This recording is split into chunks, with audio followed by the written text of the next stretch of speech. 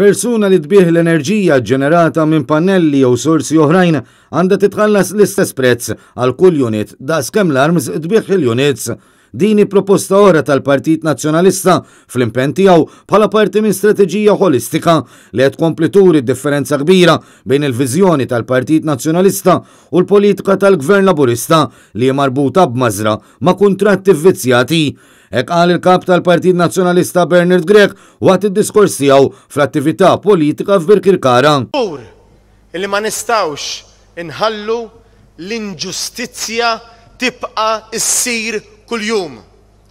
Żgur li ma nistgħux inħallu li l-gvern ikompli jisraqna minn bwietna kuljum.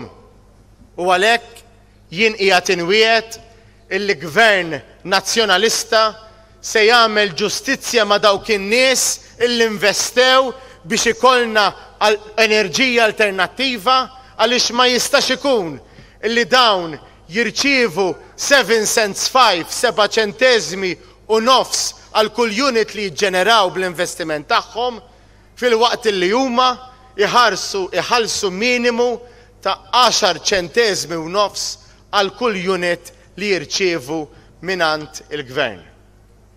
U għalhekk aħna bħala partit qegħdin inwedu li din l-anomalija taħt gvern nazzjonalista ser tispiċċa. Bernard Grech kompla li anke f'dan is-settur il-partit immexxi minnu qed jagħmel l-aġenda għal kontrarju tal-Gvern Laburista li l-politika tiegħu jimtabna bl-iskandlu tal-kuntratt tal-Electrogas.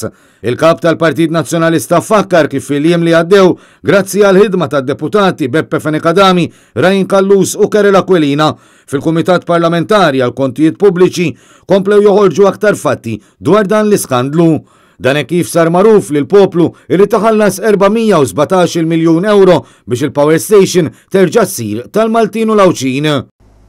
Li kieku bis-saħħa ta' dan il-ftehim morna l-qoddim aħna l-koll. Nasal biex ngħid fiha u ma fihiex.